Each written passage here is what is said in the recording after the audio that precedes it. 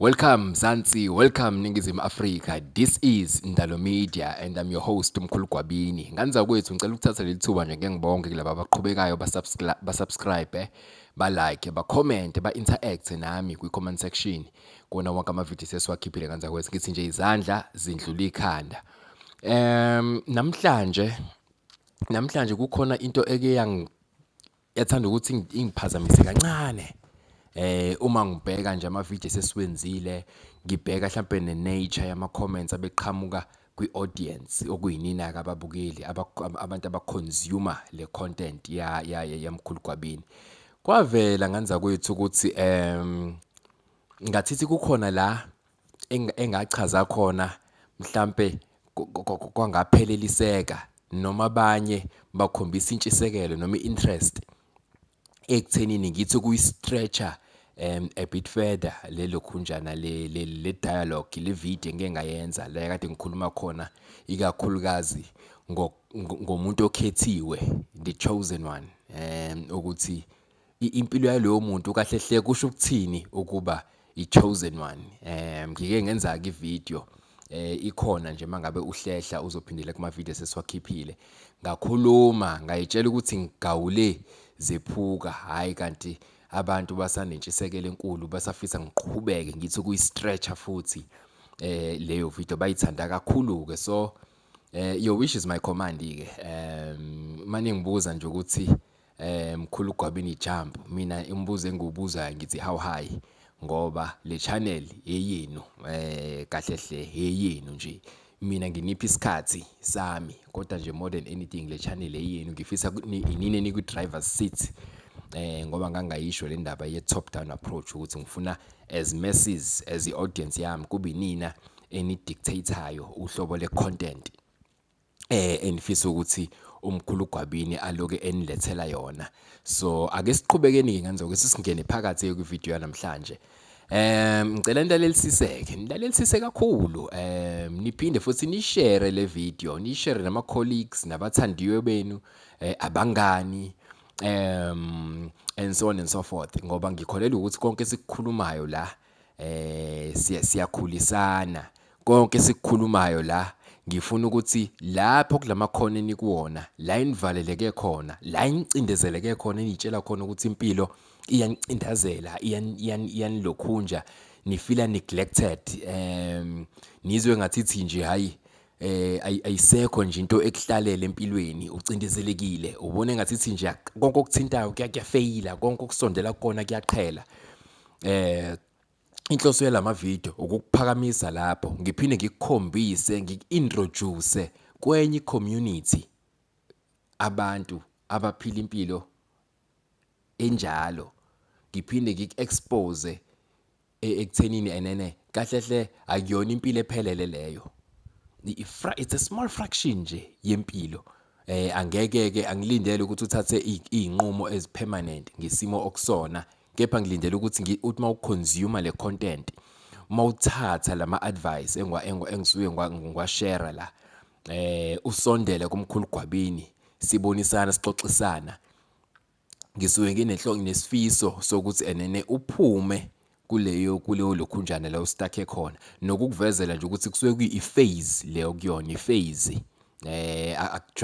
Akwazi ukuthi kube into permanent. Once kwase sekukhombisa izimpawu zokuthi sekupermanent, sekufanele futhi sekusinikeza enye ilokhunjana i-idea ukuthi ayi cisho sekukhonako sekonakele sekunesandla semfene, ake silungise kanje ke. So nganza kwethi without wasting any time, let us get into today's topic. So today I want us to dive deeper into lento your chosen one, ukuthi when we say umuntu is a chosen one kwi family, what exactly are we implying?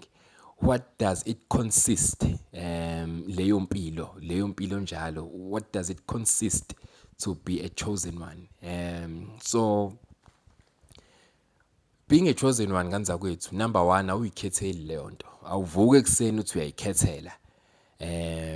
Awuvuke ekseni uhambe uvesane nje uhambe impophoma, awuvuke ekseni uvesane ube umuntu ophuphayo, awuvuki nje ekseni wena uthi hayi ngiboniswe ubuhlalo obunje, ngiboniswe izambathe nje, ngiboniswe amabhaya nje, izinto ongaziceleli zona. That's number 1. Number 2, lento yokuba uchosen one, asike sithi umbathwe abantu abathize abathi mabekumbatha idalo seke zaphila enkathini endala emandulo kwisizukulwane mahlehla ngokuyizukulwane zasemndenini wakini.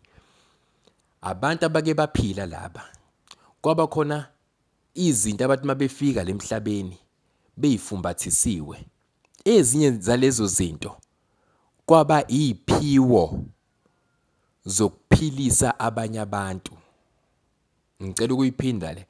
Kunabantu abake baphila emandulo ababezihlobo kuwena ohlobene nabo ngokwegazi, abathi mangabe befika lemhlabeni baphathiswa izipho ezingasizi bona self, kepha izipho zokulekelela umndeni, balaphe umndeni, bakhulise umndeni ngokomqondo, bacije umndeni ngokwamakhono.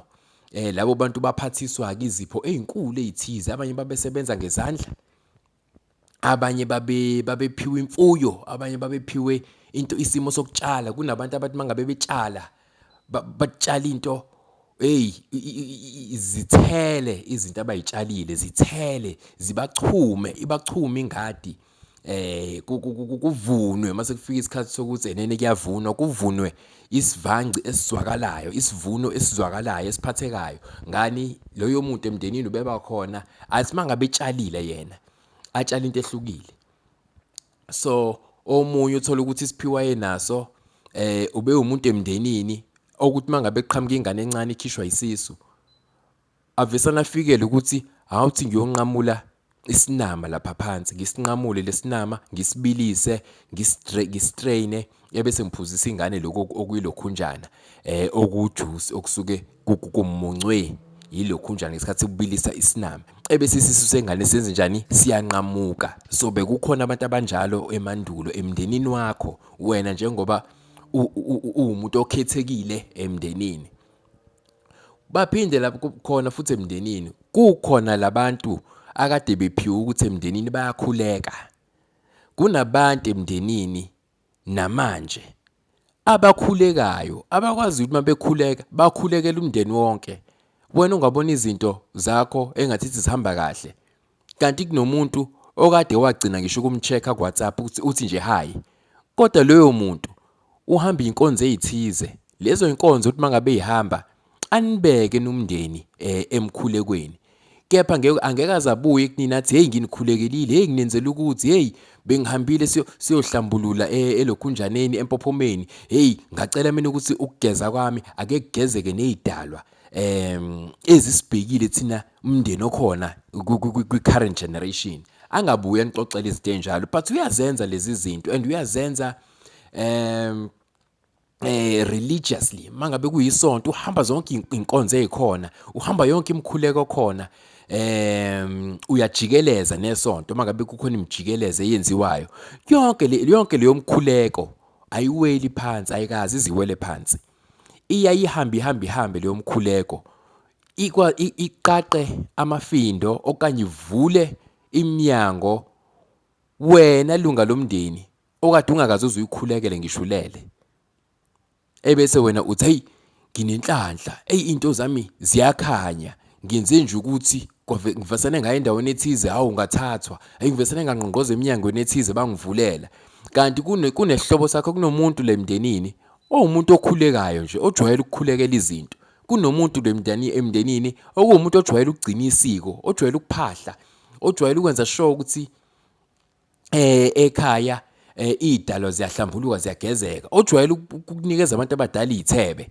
Leyo msebenzi asuke yenza ayibenefit kwesinye isikhathi yena immediately, kepha kuyaye ithonga malijabule liphuthume kulona elimbonayo ukuthi enene unento ayidingayo and ithonga ngaleso sikhathi linamandla ukuthi limnikeze leyo nto. Ebese liyagijima ke ithonga liyokuvulela izinto. Ngani? ngaleli likhunjana, ngalesi sithebe esike senziwa nje umfowenu ngempela sonto edlule. Kuyaba isonto eliqalayo wena usuthola iphone call, usubizwa emsebenzini omusha, okanye usuthola iphone call usu-invite for ilokhu injani kuthiwa awuzopitch i-idea yakho. Ke wakhuluma ukuthi wena une-idea ungakwazi ukwenza u-A no B no C. Awukuzoyipitcha leyo idea, siyilalele, siyipanel, sizwe ukuthi singa-investa yini kuwena, singayifaka yini lelo khunjana le donation kuwena, okanye singayisponsor yini leyo project yakho. Lezo zinto kanza kwethu akuzona izinto nje ezisuka emoyeni. Yeso kunye nathi suke siyitshela ukuthi siyakukhulekela, kodwa bakhona abantu othi ngempela hayi lento le eqhamukile njengamanje bengayilindele. Lezo zinto ezinjalo nganza kwethu suke ziqhamuka ngoba emndenini wakho, hayi lo mndeni ohlala nawo mhlawumbe endlini la uhlala khona, noma mhlawumbe eflatini ohlala kulona, kepha umndeni wakho nje enixhumene nabo ngokwegazi, osuke ekhuleka, le esuke ekhuleka khona mhlawumbe futhi kwenye iprovince, kodwa uhamba inkonzo zakhona, uyakhuleka, uyanikela makunikelwa. Yonke leyo mthandazo ayiweli phansi. That is why impilo ihlala iqhubeka nje. Kube khona umuntu othi ingazi nganenhlanhla kwenzeka ukuthi ingoba kukhona imithandazo ethandaziwe mhlambe engathandazwanga uwena kuphela, kepha ethandazwe abantu ohlobene nabo ngokwegazi, la ebekhona emagumbini amanye omhlaba ngokuhlukana kwabo nangokwezigaba zabo. So ngiyakuphi nale conversation, this is where I'm trying to get at. Wena as a chosen one, uma usufika le emhlabeni, uyababona le nhlobo zabantu ekade ngiyibala, abantu abakhulekayo, abantu abaneziphiwo zelento zokuthandaza, abantu abaneziphiwo zokulapha mhlawumbe ukulapha ngamakhambi, abanye babe neziphiwo zokulapha zokusebenza izinto nje, ukusebenza izinto ngamanzi, abanye babe nesiphiwo mhlawumbe sokwakha izinto ngezandla, ukubaza. Kukhona abantu nje okwazi ukwenza ama-built-in ngezandla nje, kukuyena akazange aza kufunde le ndawo, kepha uthe mayezalwa kwaba into azalwa nayo. Lokho it's a sign you were chosen. Kukhona umuntu owisele isipho sakhe phezukwakho, wathi wena uzokuphila ngendlela ekade ngiphila ngayo, nawo amathalente ami, nazi izakhono zami, qhubeka uphile ngazo. So nje bekupha lezo zinto, nje ngakuthiwa yini isiphiwo. A chosen one unesiphiwo, noma uneziphiwo asuke embethe ngaleso sikhathi. Ingakho kuthiwa yini kuyinhlanhla ukuba i-chosen one. Ngizama ukuklearisha lelo khunjana yokuqala le confusion ebakhona masikhuluma ngokuthi ukukhethwa kuyinhlanhla, ukumbathwa imimoya kuyinhlanhla. Kukhona bathi hey kuza nokuhlupheka kuza nani. Cha, le video siyoklearisha izinto ezinjengalezo ukuthi cha akugcini kule nhlupheko nosuku uyibuka. Ake siyibuke in a broader scheme of things, ukuthi masikhuluma ngo-chosen one sikhuluma ngani exactly. Usuke ukhethiwe kuyona yonke isizukulwane esuke sikhona ngaleso sikhathi, ebese kuthiwa wena sicela ukukuphathisa ukuthi kukhona umuntu oyesebenza ngezandla la ekhaya, nawe uqhubeke naleli khono lakhe, usebenze ngezandla, uziphilise, uphinde uphilise kuphi ekhaya. Aphinde futhi omunye mhlambe abe umuntu othezalwa nje, abe umuntu othanda ukukhuleka, okhonza ukuhamba amanzi, okhonza ukuhamba inkonzo zakamoya, nje kube into ayenza nje kalula. Kanti umbethwe, ukhethiwe, abanye abake baphile emhlabeni enkathini edlule emandulo, okhokho basemandulo ababephila ngani ngayi imoya, kwabantu abanjani abakhulekayo, ababolofithayo, kwabantu abelaphayo, belaphe ngamanzi, belaphe ngemkhuleko, ngoba nomkhuleko uwodwa nganza kwethu uyalapha. Ukhona umuntu othi mayekuthandazela uvuke kadugula, akubeka izandla kukhulekele, uphile uvuke qinqo, without necessarily receiving any medical attention. So izinto ezinjalo suke sikhuluma ngomuntu onjani, chosen one, usuke ukhethiwe kuleyo nto.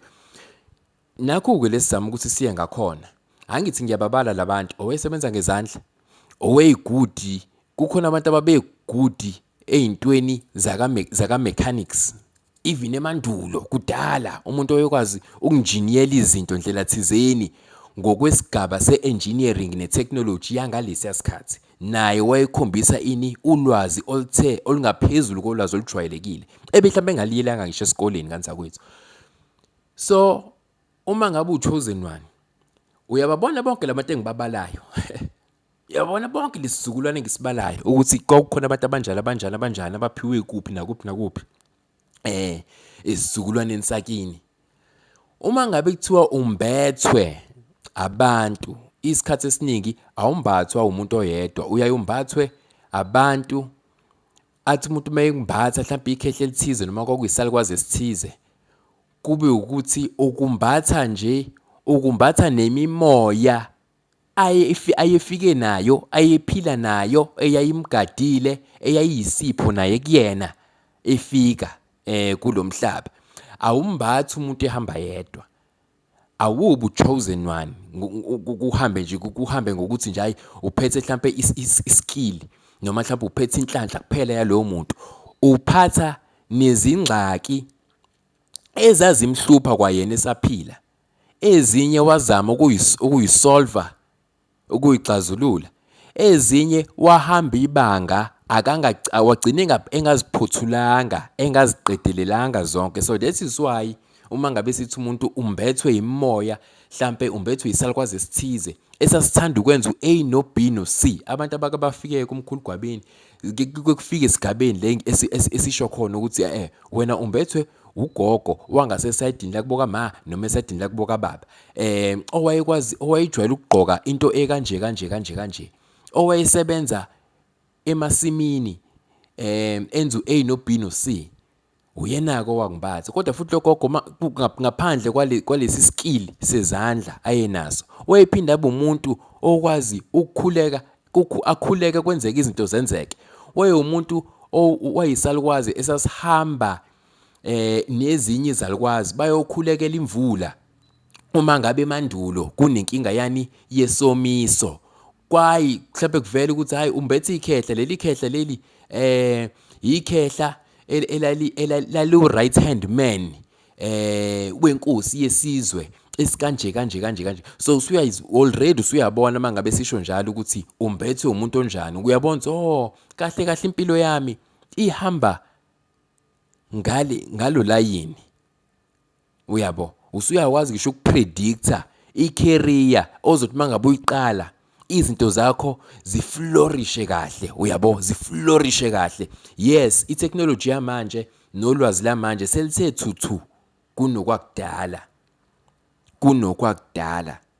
So noma mhlawumbe singeke sisasho ukuthi enza izinto, phila ngezinto ekwakuphilwa ngazo kudala ngoba ezinye zazo azisekho mhlawumbe. Uyabo, sesiphila isimanje manje. That is why kukhona umuntu ozofundela ubudokotela ahamba yokwenza i-Bachelor of Medicine and Surgery, ayenze nje successfully, effortlessly, without any difficulties. Ayiqede agraduate, ahamba yolokhu nje internship yakhe, qede internship yakhe angene abe udokotela ngokugcwele, practice, avule i-practice yakhe, mhlawumbe asebenzele futhi olokhunjana ikhungo lezi zikahulumeni, abudokotela. Mawuthi uyamlandela lowo muntu, kwakunokhokhovula wenyanga eyayisebenza ngamakhambi at some point kwisizukulwane sakhe esidlule, kwi-generation edlule. Kodwa yena ngoba ngeke asaba mhlawumbe inyanga per se, usezoba yini udokotela wani wesilungu lesamanje. Ngangithi kube khona umuntu ozothi hayi mkhulu ngiyakuzwa, uthola ukuthi mhlawumbe wenzani, mhlawumbe njengamanje unjiniyela, u-civil engineer.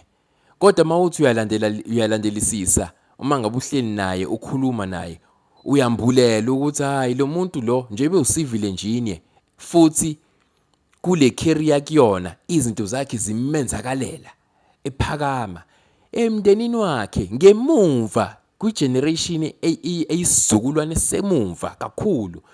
Kuke kwakhona umuntu vele who was already good ey'ntweni zakwa civil engineering yangaleso sikhathi. Umuntu oyekwazi ukuhlanganisa izinto yihlangane, akwazi ukwenza lokhunjani, ukwenza ama-shapes athize, mhlawumbe esebenzisa i-metal, esebenzisa i-clay ubumba, ekwazi ukwakha akhe izindlu, akhe i-structure ezazi-sophisticated, i-structure ezi-complicated, kodwa zakhe ngani ngolwazi lwaka civil engineering kodwa noma ngaleso sikhathi wayengeke asho yena ukuthi it's civil engineering ngobani kwakuyisemandulo kwakuthathwa nje njengolwazi oluthe thuthu nesiphiwo kwakubizwa ngani ngesiphiwo so esikhatsini samanje ukuthola ukuthi mangabe umbethwe ileyo muntu owayenjalo usezokubhatha mhlambe wena bese uba good uvesana uyele tertiary ufika uthatha civil engineering okanye uyele euniversity uhambe mhlawumbe uyokwenza i-political science i-bachelor of social sciences mhlawumbe umeje ngepolitics mhlawumbe nokunye kanti uthola ukuthi ekhaya emndenini there was an advocate umuntu owekwazi ukuthi akukhulumele umndeni wonke ngaso sonke isikhathi mhlambe futhi hayi umndeni kuphela umuntu owekwazi ukuthi ayo representa isigodi right hand man yenkosi akwazi ukuyo representa ilokhunjani inkinga zasezesigodi ayehlala kuzona ukuze ngenhloso yokuthini kuqhamuke khona isolution abantu abadala kudala emandulo kwakuhlangana kwakuba nemihlangano kuhlangana ngaphansi kwezihlahla kudingidwe izindaba eziaffecta i-society i-community ngaleso sikhathi uthola ukuthi khona umuntu who was very vocal eyintweni enjalo owekwazi uku-interpreta ama-social issues awa-unpack kahle ebese e-offerisha ama-solutions lapho uthola wena kuzoba good uvesana ube good ka-social sciences yabo kanti usambethwe yileyo makhehla noma lezo zalukwazi ezazivele zama-advocates for social change and so on and so forth so kuhamba kuze kufike lapho ukuba uchosen one asisho ukuthi uchosen one kuphela sekufanele kube umuntu onjani esithi thina hayi uyathwasa okanye umelaphi okanye usebenzisa amakhamba thize cha lento le uyaba uchosen one umbathwe nje iskill saloyo muntu owayelokhunja owaye good entweni ethiza ayenza ngezandla esebenzisa umqondo izinto nje zazi-physical ayithinta zenzeka so ngithi kule video gada ke mangabe wena uchosen one gada ukuthi number 1 impilo oyiphilayo are you in line with lesalukwazi lesi noma leli khehla leli elikumbethe othe mawuza lemhlabeni la volunteer kwelamathonga lathi hayike lo sengicela ukuthi ahambe nobumina izakhono zami amathalente ami iziphiwo zami ahamba yokwenza njani ayophilisa isizwe ngalendlela le engangiphilisa engangenza ngayo nini emandulo so ngoba isizukulwane nesizukulwane lelo khehla noma leso salukwazi besiloke sivela ebantwini abathize until kuze kufike manje kuthenini sesimbethe umkhulu gwabini kunabantu abangilandelile nami ngasemuva lelo khehla noma leso salukwazi esike sabambatha sabathaska ukuthi ihambani ke nani niyokwenza kanje emhlaba ezweni benza labo bantu izinto benza bahluleka benza bawina kwezinye indawo bahamba uhambo bangaliqedelela abanye bahamba kwakhona abakuphothulayo kwakhona abangakuphothuli until kufika isikhathi sokuthini sebephindela kumenzi la ibevela khona kwaphinda futhi kwakhethwa abani umkhulu gwabini wafika naye wathi mayifika umkhulu gwabini kwase kuthiwa anidlulisele lokho ekade nikuphathisiwe nikudlulisele kubani kumkhulu gwabini ukuze athathe ibaton aqhubeka agijime nayo futhi naye la elokhunjaneni emphakathini esimtshale kuwona ngoba nje basila emhlabeni sonke sitshalwe nani nalezi zipho lezi siyifumbethe so ubunzima ke mkhulu bungenaphi ukuhlupheka okungaka umanga once wathi nje uchosen one once wavuma ukumbatha noma ukuthatha imisebenzi yokuthi wena ukhethiwe kini ubunzima nokuhlupheka obungaka kuqhamukapi ukudeleleka ukuma kwempilo ukusinda kwempilo uku-excludeka ezintweni ukumiswa ama-opportunities amangaka kufika kuphi kuqhamuka kanjani mkhulu ngenze sense understand okay lokho ke sekuqhamuka kuphi-ke na angithi nje bunabantu abadala noma umbethwe yidalwa abantu mhlambe ngicela ukwenza i-example ekanje mhlambe sekukhona abantu aba-over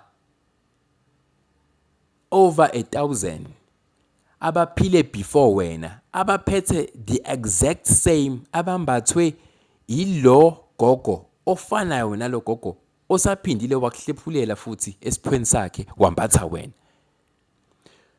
Labo bantu abawu1000 lawo ma life experiences ababe nawo, ukuhlupheka, ukujabula, iprosperity, i-downhill, i-uphill, ama-peaks and valleys empilo zabo bonke boyi-1000. Ngenza nje i-example ngabantu abayi-1000.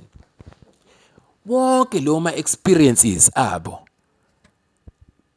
they will total up ngesikhathi wena ufika kuwena le emhlabeni njengoba ungumkhulu gwabini. Sengibethe wonke lo ma experiences. That is why umuntu makuthiwa umuntu nabantu abadala, one uzoba nokuhlakanipha okungajwayelekile. Ngobani? Sekuhlakanipha kwabo bonke labantu asebekubuyisele kuyena ngithi. That is why umuntu mangabe embethe abantu abadala sithi umuntu ochosen one.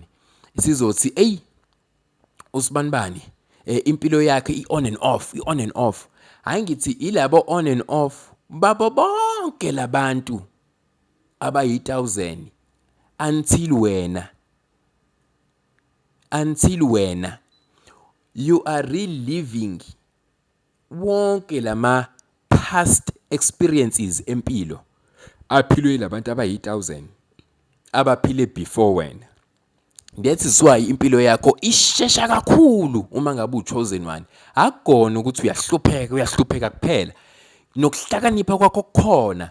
Kanti nenhlanhla yakho futhi ingakho manifika ebantwini ababonayo bathi abantu hey awufuna inhlanhla, unenhlanhla eningi. Ingoba ni uphethe zonke inhlanhla zalabantu abayi-1000. Leli 1000 engilisebenzisa for purposes of kule video le. Angisho ukuthi bahlale beyi-1000 abantu osuke asebephile ngaphandle kwakho ombethe izipho zabo noma mhlawumbe ama life experiences abo. Cha, nje ngiyisemisele example ukuze ikwazi ivideo ukuqhubeka kwenzeka isense nakwena ulapha ekhaya uconsume le content. Inhlanhla amashwa ababe nawo nabo labo bantu, ukugxekeka emphakathini nasemndenini, bonke aba-experiencile labantu abayi-1000 nawe uzo-experience la njengomkhulu gwabini. Usuku-experience kuyasheshisa konke kumbondelene kuwena konke, okuhle okubi, i-progress, i-prosperity, ama-peaks and valleys. Abo bonke labantu abayi-1000 isizukulwane esiyi-1000 esisemva kwakho. Ilapho ke sigcina sisho khona ke sithi ukuba ngokhethiwe, hayi ngoba mhlambe amashwa wodwa akumbethe.